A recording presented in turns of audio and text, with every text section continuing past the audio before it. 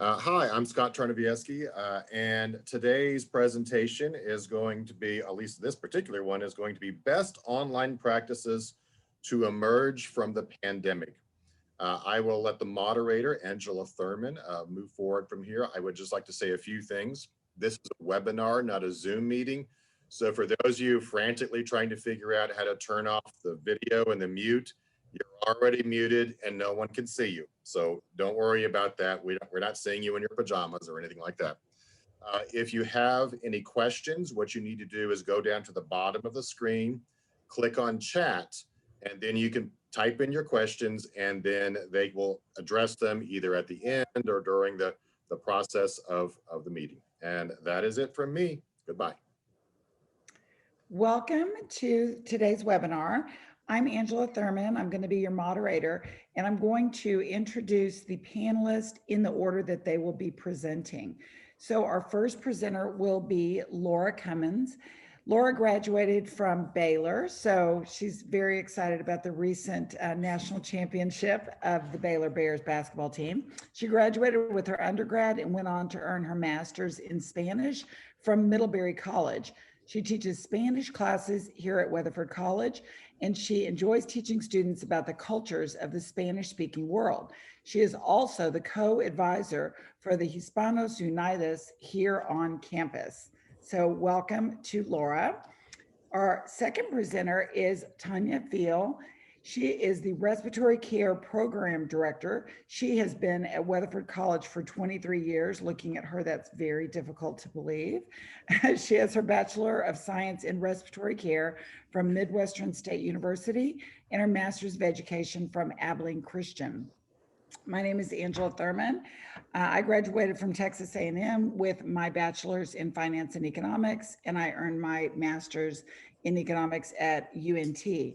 I am the department chair of economics and natural sciences at Tarrant County College, and I'm adjunct economics instructor here at Weatherford College.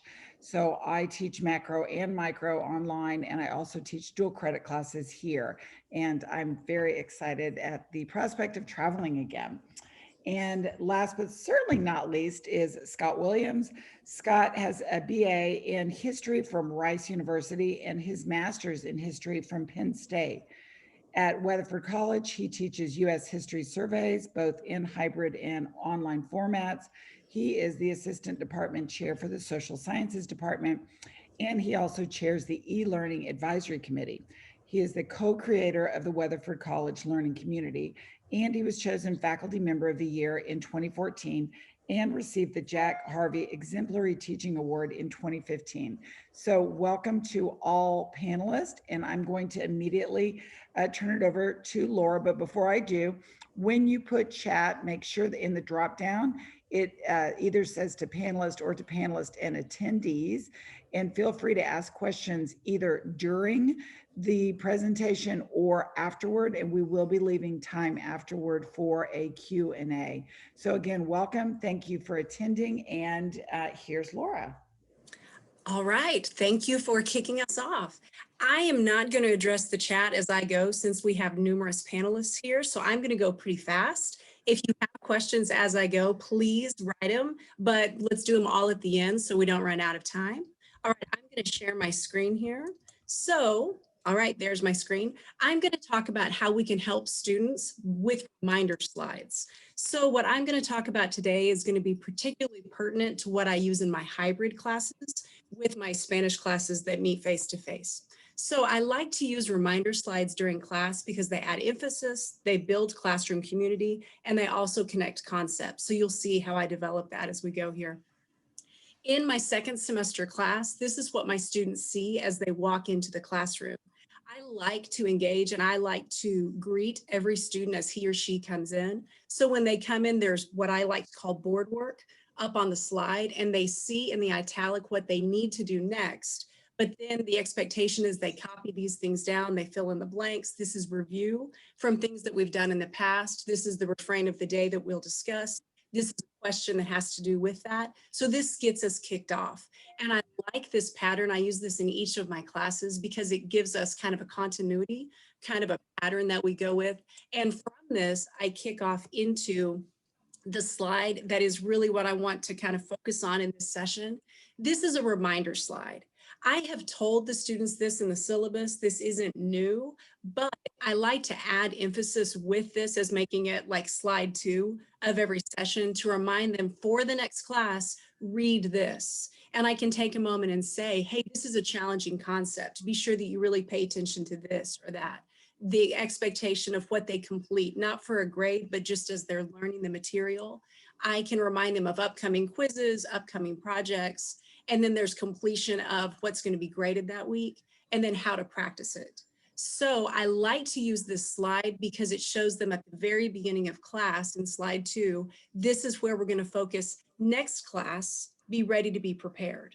So I like using this. I think it's a good habit. A lot of students take a picture of it so they can know. You may be thinking that's all in my syllabus. I don't really need to remind them of that as well. But my students give me feedback that a lot of times the syllabus is different from class to class. They may not have the syllabus with them.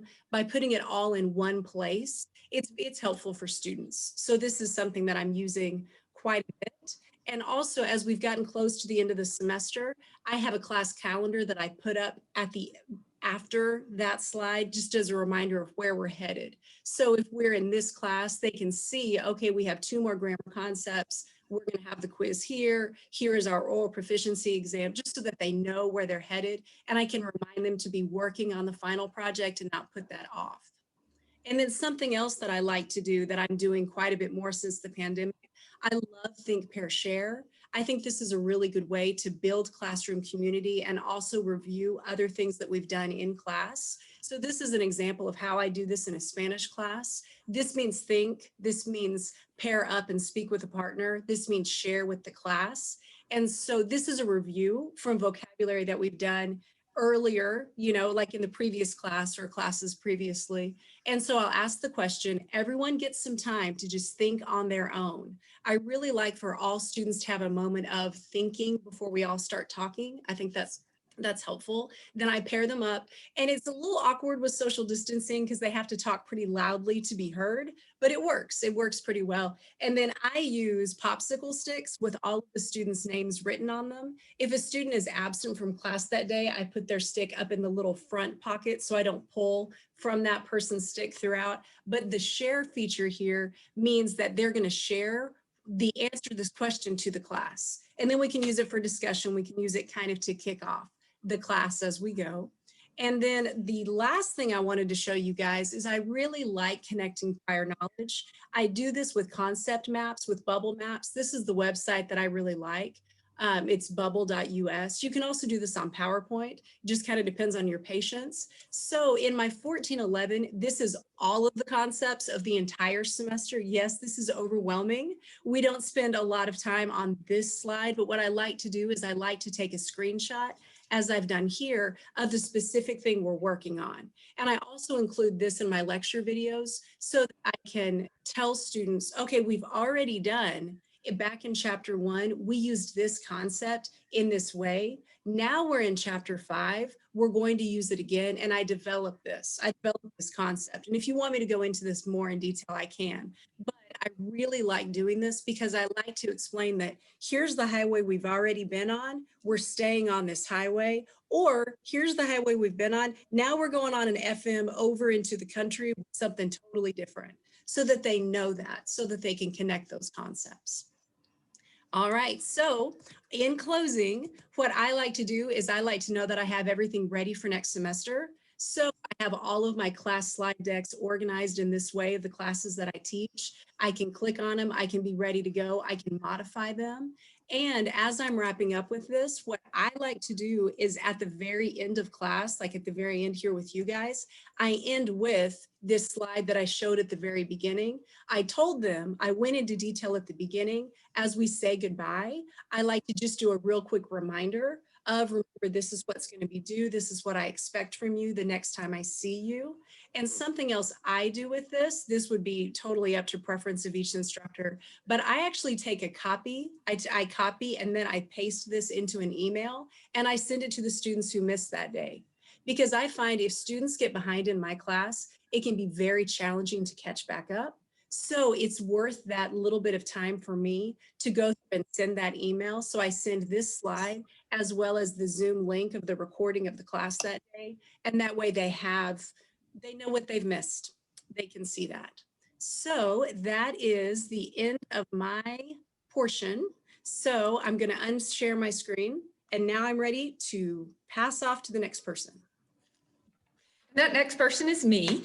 So at the beginning of COVID, like everybody else, we were kind of struggling to figure out what worked for our program. And our program in respiratory care, probably like most nursing and allied health programs, are very heavy lecture based. We do traditional instructor in front of the classroom with a PowerPoint.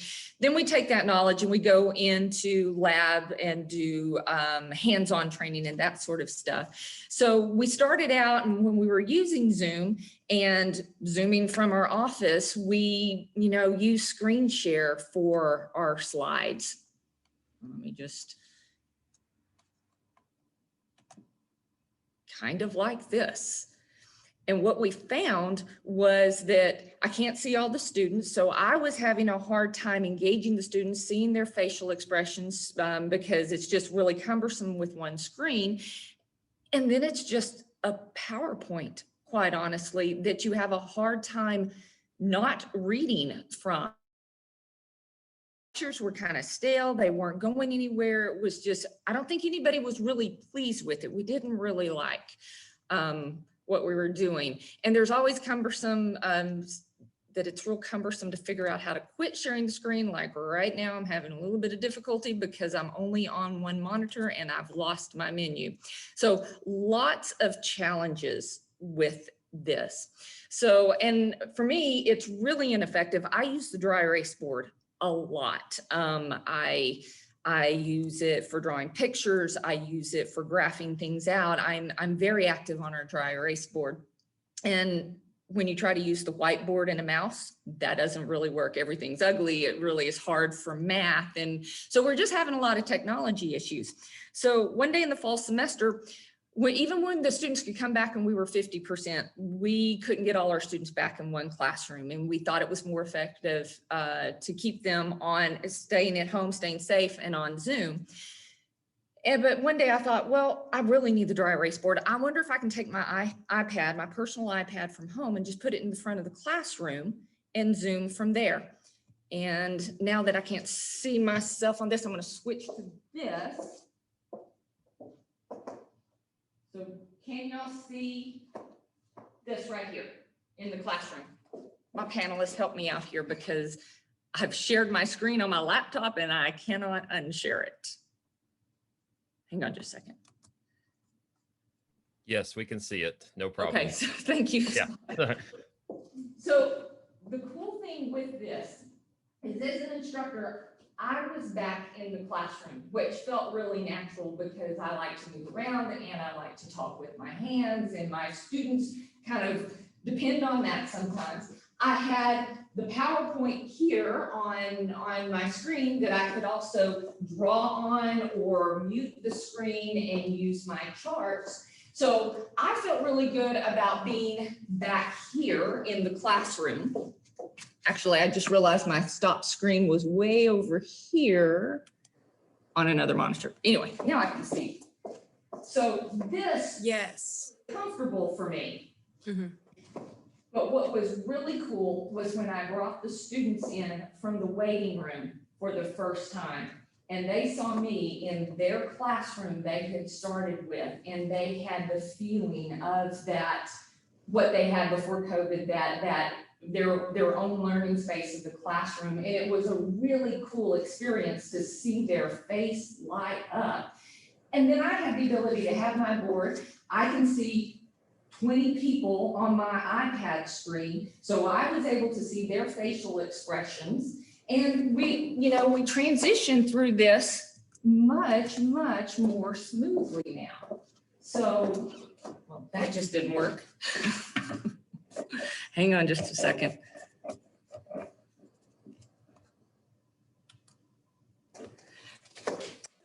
This does work, even though I'm having all sorts of technology difficulties today. So it was really a good experience with this. And we've been doing this now giving the students options. They can be in the classroom with us, or they can Zoom from home. Lots of advantages here. Number one, the students are not having to drive to campus as much, so they're saving gas money. You know, we're a 5-day-a-week program, so they're getting to stay home 2 or 3 days a week and be able to Zoom. We have a really strict attendance policy, so strict in fact that if you miss too many days, it deducts points from your final grade. So now if the students are sick, or if they have a kiddo that's sick and they have to stay home with their children, they can still Zoom and be in class and still have the knowledge that we're presenting, and that they're not counted absent. And one of the other benefits is we record to the cloud. So we record every single one of our lectures, and when we get that email saying your video recordings, we send that to the students so they can watch this lecture as many times as they want to. They download it to their computer.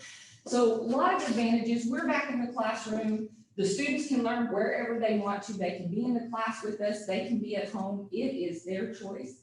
This has been something that has been so advantageous for us that even when we're back to 100%, which hopefully is going to be before too very long, that the students are still going to be able to have their choice. We are going to continue doing this synchronous teaching even when the pandemic is over and things are normalized. So other cool things too, one of the things that we've learned as instructors is that we come up with our own, I call it Zoom language. I have learned to ask my questions now when we're having engagement and I'm questioning the students about things. So I phrase my questions differently so we can use signs, you know, is it increase or decrease? Is it yes or no? The other day we had a concept that we were talking about modes of mechanical ventilation, and certain things are fixed and certain things are variable. So this meant fixed, and then somebody asked the question, is it fixed or variable? And I got this is the sign language. So now this for us is that answer is variable. So we come up with these really funny signs that everybody uses so they don't have to turn on their mic. So it's really kind of neat. It's really cool. So another thing I'm just going to do a plug. Administration has been great with this. We gave this kind of demo to VP Indy, our dean, Greg Schrader, Josh Sterling was with us. So they use CARES Act money. There are about, I think, probably 8 iPads that can be utilized, and stands with it that if this is something that works for you and you think you would like to try it, contact IT, because they purchased all of this for us for our classroom with the CARES Act money. So anyway, looking forward to any questions you may have at the end. So I'm going to turn it over to my next partner. Okay, and that is me. And Tanya, we did have one question if you just want to quickly, we had a question of how do you set 2 screens? Okay, so where I was earlier, over here is my laptop. So, and it's on the podium. So I'm using my laptop as I've always used my laptop to run the PowerPoint. I just happened to be zooming on it simultaneously, which is why I had all those kind of problems, because I don't do that anymore. The iPad is actually just the camera. I'm really using the iPad right now for the Zoom capabilities. So I was going to log on with my phone also, so I could kind of turn my phone around as a camera to show you the setup. Let me see. I can.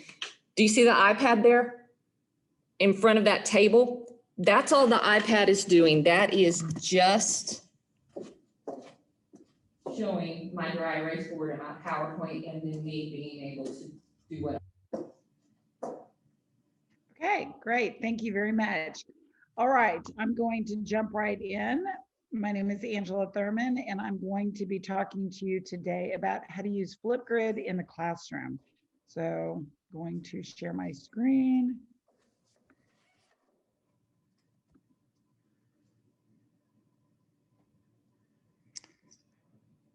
Let's see, did I share it? Do you guys see the, okay, good. All right, that's a little confusing. Let me go over to there. All right, so using Flipgrid in the classroom. Why would you use Flipgrid in the classroom and what can you use it for? So there's three main reasons why you should use Flipgrid in the classroom. And the first one is that it's completely free. You can set up an instructor account and you can use Flipgrid in your classroom for free. It is very easy to use. All of our students are very familiar with Instagram and Snapchat. Using Flipgrid is in their wheelhouse. So asking them to create a short video is really easy for them, and they almost always will do it on their phone. And the third reason is it's private and limited, meaning that it is limited to your classroom. The way that you set it up means that only the people that are provided with the link and have the correct domain are allowed to create or to even access all of the videos. So you see that is one of my videos that I have created. So how do I use Flipgrid? I use it for a discussion board. So this is showing a discussion board. So this is in Blackboard, but Flipgrid plays equally well with Canvas. And basically I use this as a completion grade, and it is just to show initial participation in the class. So there's a couple of other reasons why I love Flipgrid though. Number one is it increases instructor presence in the class. The students are actually seeing me. And I used to get like all dressed up and I would, sort of follow a script. But now I am a lot more casual because that's the way that they are. And I get really good feedback on this. So I asked them to introduce themselves, tell me a little bit about why they're taking the class. And then I've got some sort of a prompt. So for example, this semester, my prompt was, if you could have any superpower, what would it be? So these are not, like economy based or anything like that. This is just a fun way for the students to kick off the class, feel as though they're actually part of a class. They see me, I see them. In addition, this is a great place for me to see maybe how they pronounce their name, or if they prefer to go by a different name. I can get all of that in their video. So I'm going to show you how to get started, and I can post this in the link. This is going to be a quick little how-to. Hi, today I'm going to show you how to use Flipgrid. So Flipgrid is a completely free resource. It is easy for you as an instructor to use, and it's also easy for your students. Your students are all really comfortable using things like Snapchat and Instagram, and this is very similar to that.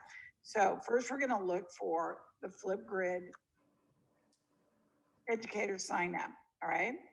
So you want to open up an educator dashboard. Remember when you do this to use your my.tccd.edu email. And the reason for that is because that is the same domain that the students will use. So you want to all use the same domain. So this is going to open up for me because I already have one. But once it opens up, you're going to have something that looks like this. All right. So you see that I already have the two that I use in the summer, and I've got one already set up for the fall. But we're going to go ahead and we are going to add a new grid. So all you do is you do add a new grid, you call it whatever. So for example, I will call this early intro video.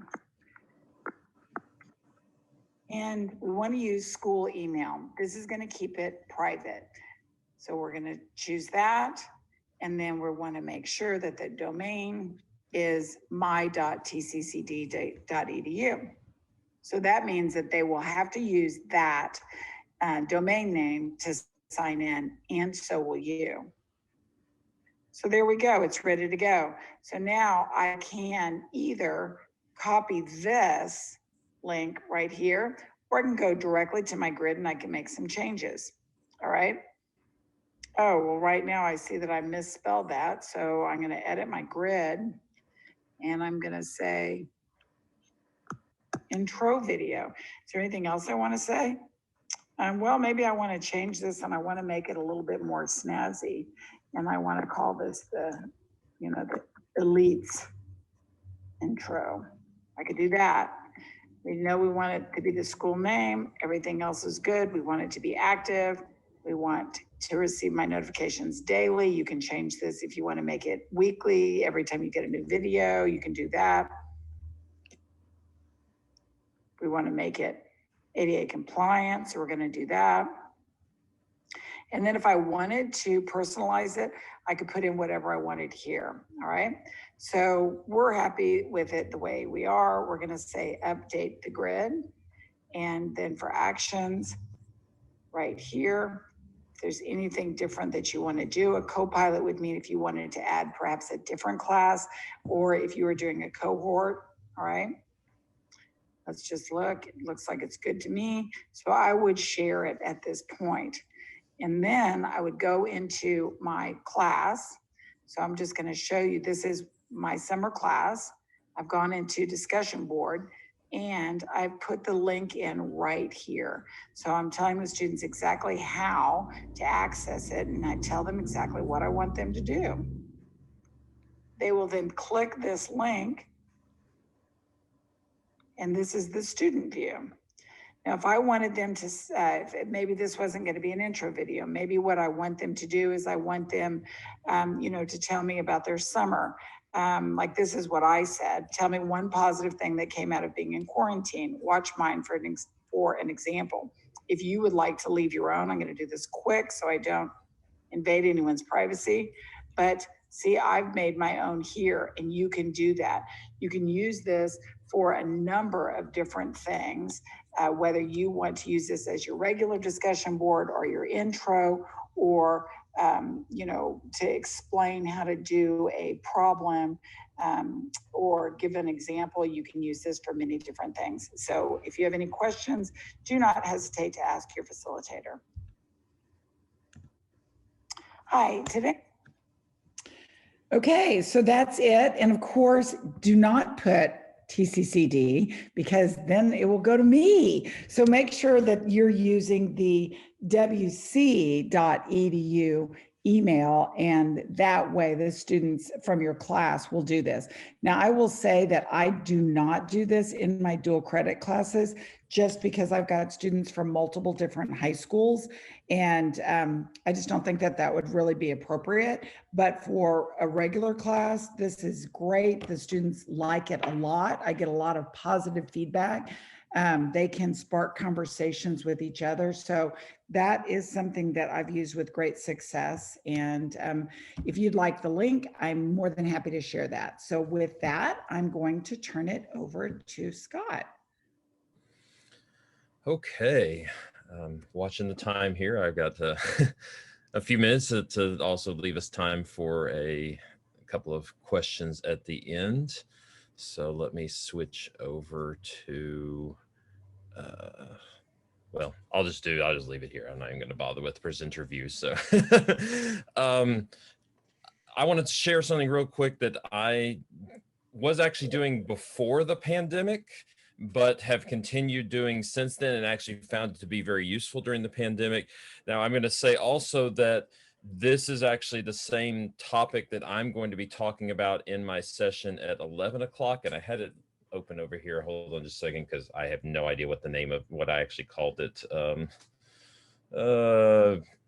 Something along the lines of student success through reflection, but I had it open and I just closed it. So sorry. But I have a session at 11 o'clock on talking about student reflection, because I have been for about almost 2 years now running a student reflection aspect of my classes, where every student every week is going to do a student reflection where they're going to reflect on what they did in the last week, what they're going to do in the upcoming week, trying to get them on the idea of doing some planning of their progress, doing some metacognition of their progress in the class, what they're working on, and all of that. But as part of that, I have included a single question on every single one of them, which is what I'm going to talk about here as far as my best online practices. And if you want to know the first 4 questions, come to my session at 11, because that's where I'm going to do that. But the last question that I have is this, and it's the exact same one both for my hybrid students and my online students. And so I'm just going to read it to you here. The last question is, lastly, is there anything else you want to tell me either about yourself, about the class, or about something interesting in your life? This last question is your free space to write whatever you want. If you do not want to write anything, that is fine, but I wanted to give everyone some space each week to write whatever they want with no judgment on my part. I will read it, but that is all unless you ask me for advice or have questions. And I've phrased this a couple of different ways, but this has become the standard phrasing for about the past year and a half, or actually about the past 2 years that I've been doing this.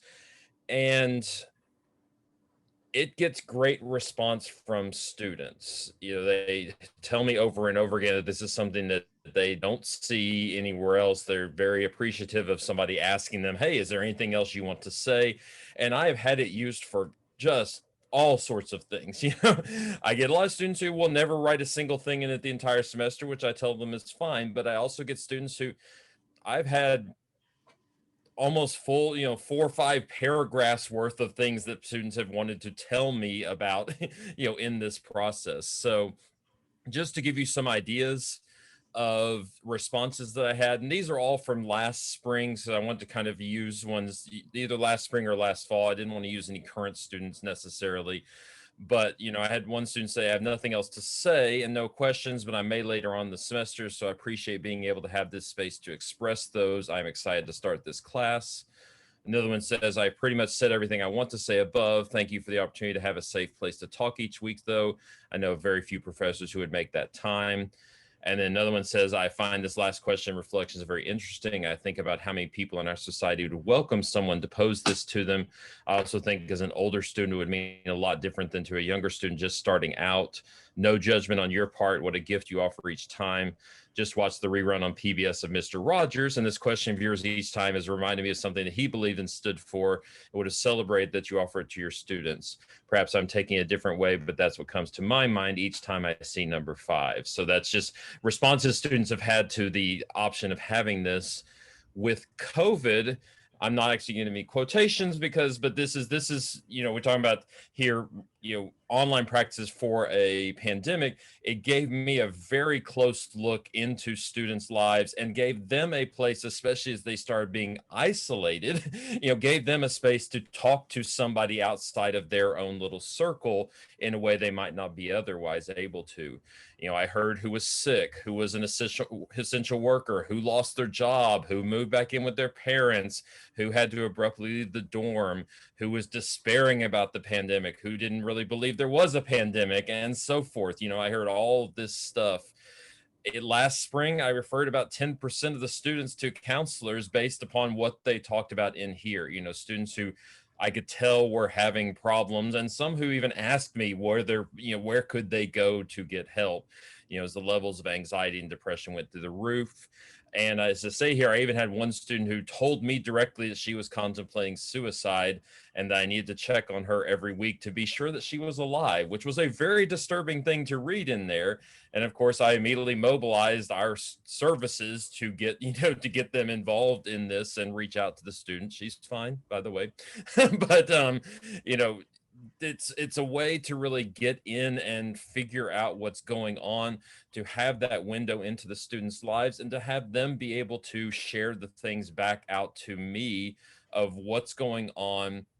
And to have, as one of the ways that I phrase it sometimes is to have a non-invested in their life person to be able to talk to, meaning not a family member, not somebody who is going to, drag out something that's they've done in the past or something like that. But I referred 5 of our students for CARES Act funding based upon the needs that they had not told anybody else about. So I was the one person that they talked about because we already had this relationship through the semester.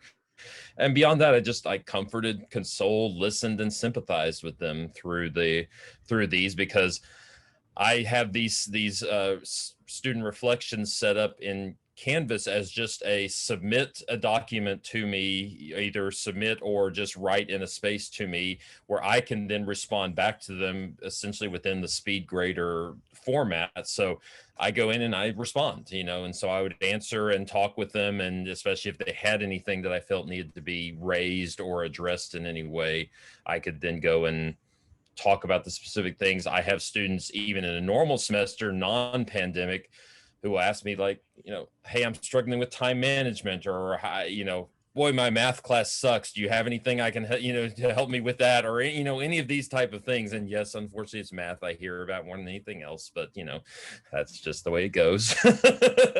Sorry for any math instructors who are here with us, but that's, that's the number one class complaint that I get. And it also, they respond to just how my class is going in a way that is much more informal than what we get a lot of times, where it is very much sometimes almost stream of consciousness, where they are, what they're doing, and all of that, that makes it very, interesting to see what's going on. So, that's pretty much what I wanted to do for this presentation. As I said, if you want to hear more, come to my 1 at 11, and I will talk about the whole set of the student reflections that I do. But I really wanted to highlight this piece out here so that you could kind of get an idea of how I've used this very specifically for the pandemic. And so I'm going to stop my sharing there. And I guess at this point in time, we can turn it over to questions, comments, anything that everybody has. I'll turn it back over to Angela as our moderator to kind of close this out here. Yeah, thank you. That was so great. All of you guys, very, very interesting. Some of these are ideas that I plan to incorporate in my class. So if you have a question for any of the panelists, please put it in the chat and I can pose it to the correct panelist. Or, okay, so here we go. We're basically getting, thank you for sharing your experience. I like your ideas. Anything else, anything specific? I see that Tanya's already responded about how did she get her stand. She said she purchased it with the CARES Act funding. IT did all of that for us. They purchased the iPads, they purchased the stands, they delivered them to me. It was super easy. Now, you had said before, whenever we were setting this up, Tanya, that these were rolling stands, so you could kind of move them wherever you want, or do you keep them stationary in your classroom at this point in time? They are mobile. They don't have casters that we can roll them around. We thought they were going to be at first. The first stands they weren't working out really good. These stands, they're very heavy. They don't tip over easy. They extend about 5.5 feet. So we can pick them up and move them wherever we need to, but they get locked. We have a supply closet in our lab and they are locked away at the end of every day just to make sure they don't walk off. Okay, Tanya, we do have a question for you.